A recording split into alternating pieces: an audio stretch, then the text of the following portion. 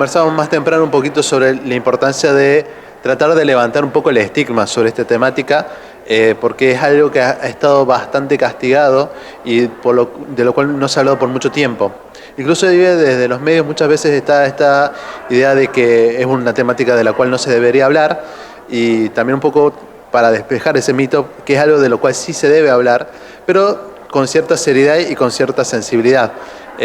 Por ejemplo, algo que nosotros tratamos siempre de transmitir: qué cosas está bueno decir, qué cosas no está tan bueno decir. Por ejemplo, contar un poquito sobre dónde recibir ayuda, sobre cuáles pueden ser señales de alerta. Son cosas que son bastante productivas hacerlo. Y por el otro lado, cosas que no están tan buenas, por ejemplo, es contar el método utilizado por una persona que se ha quitado la vida, que por ahí uno puede decir, pero no pasa nada con eso, pero al hacerlo estamos informándole a otras personas cómo se hace, digamos, sin quererlo, y por ahí uno puede pensar que eso es perogrullo, pero muchas veces nos salteamos esa obviedad de que hay información dañina que está circulando.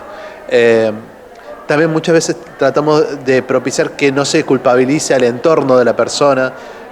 Muchas veces nos encontramos esta cosa de: se mató porque lo dejó la novia, se mató porque le pusieron una mala calificación o porque no lo dejaron salir, y sin quererlo no nos damos cuenta que agravamos un duelo que está viviendo un entorno, una familia, que ya de por sí es bastante duro, como para además tener que lidiar con ese tipo de manifestaciones.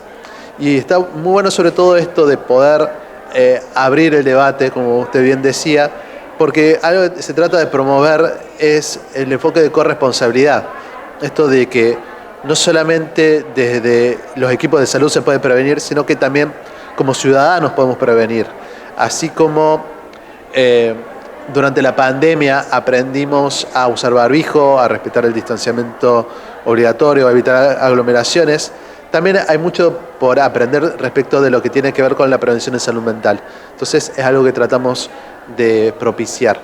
Muchas veces es muy difícil promover un abordaje responsable cuando al mismo tiempo la gente muchas veces reclama esto de bueno, cuenten quién es, cuenten detalles, cuenten qué pasó, cómo lo hizo.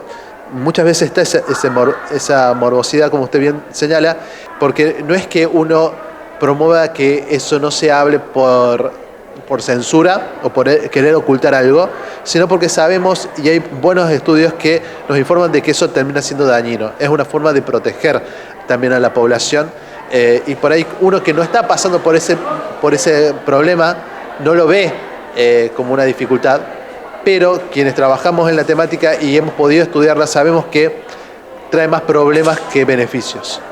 Es muy frecuente que nos encontremos con que en una comunidad no hay ningún caso y de repente hay un caso y empieza a haber varios. Suele suceder un poco esto. Y pasa un poquito parecido con otras conductas que nos pueden dar miedo. Les doy un ejemplo así como muy sencillo. Si usted va al río y no se anima a meterse a la parte honda, capaz que puede estar años sin meterse a esa parte, y un día va con sus amigos y ve que todos se meten ahí, y entonces dice, ok, no es tan peligroso, no es tan tremenda la cosa, entonces me animo a meterme ahí. Algo similar ocurre con otras conductas. Por ejemplo, en las charlas que nosotros damos por ahí, no levanta la mano nadie para preguntar nada hasta que lo hace el primero, y ahí empieza a haber un montón de preguntas. Es decir, cuando vemos que otro se anima a hacer algo, somos más propensos nosotros también a animarnos. Desgraciadamente lo mismo pasa también con la conducta suicida. Una vez que alguien cruza esa línea, ¿sí?, otras personas lo empiezan a ver como algo menos amenazante, como algo menos terrible, y empiezan a animarse también, lamentablemente, a tener esa conducta.